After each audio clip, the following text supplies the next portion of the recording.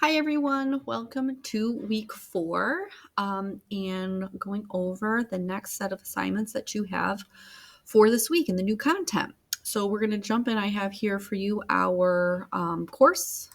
We'll select that. You will see that there will be a week 4 and the topic here in the announcement section once I'm done with this um, video. So, from here, I'm going to jump right into course content. We're going to scroll down and we are going to be looking at the elements and principles of art. So before we jump into talking about art at all, we have our now definition of art. Now we have to look at the foundations of what makes art art. So in this upcoming week, our attention will be directed towards exploring the foundational elements of art that constitutes all artistic expressions, along with an examination of the principles of design. Acquiring an understanding of these principles will provide deeper insights into the nature of various artistic works. While art is inherently subjective and our society embraces the notion that anything can be considered art, it is essential to recognize that there are underlying foundational components shared by all works of art in one way or another. So from here, you do have a Google slide presentation. Move my face up for you. That will take you through all of the elements of art and all of the principles of design.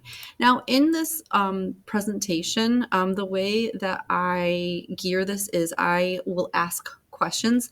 Obviously, this is an online platform, so we will not be discussing these questions formally, but these are questions for you to ponder to give you an opportunity to dive deeper into that principle or element of art, so that way that you get a better understanding. So for example, what color, if your mood was a color today, what would it be and why? You don't have to formally answer that anywhere. I'm just giving you that question to ponder, just to give you a little bit of an opportunity to have a little bit of a deeper thought about it. So you're going to go through this whole thing. There's open-ended questions all throughout. So again, you're not formally answering them. However, it's just an opportunity for you to dive a little bit deeper into the content of what's being presented to you.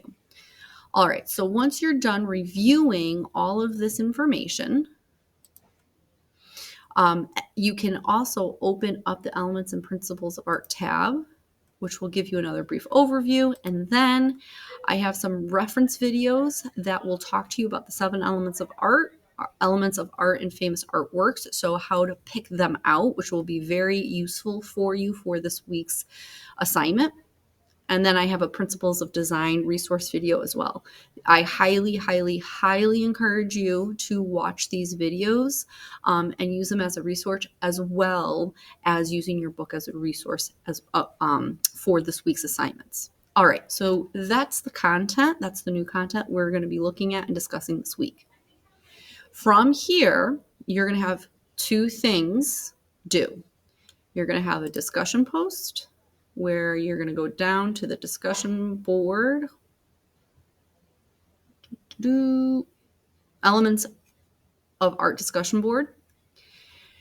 You are going to, so upon reviewing the chapters in your book and grasping the concepts of the elements and principles of design, your task is to select one of the 8 works of art listed below for this week's discussion board.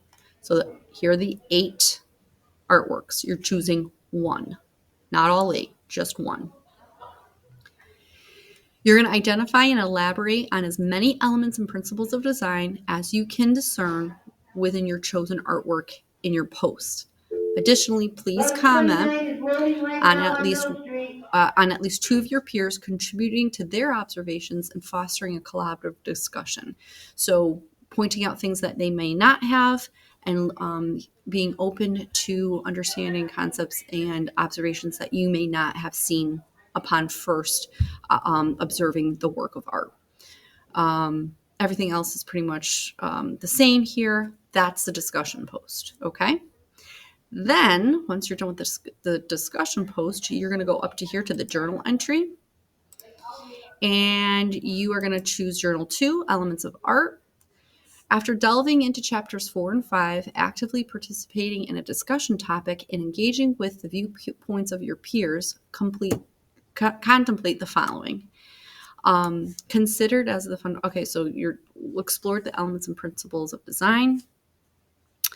Reflect on whether understanding these elements and principles alters your perception or definition of what art is or could be, and explain the reasons behind your stance. Share your opinion on whether you agree or disagree with the notion that all art should have a foundation or common threads.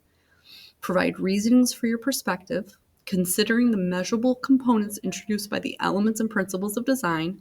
Ponder whether these aspects impede the creative process. Can an artist still produce art if they don't intentionally address any of these elements and principles? Justify your viewpoint by grounding your responses in the information you've gathered.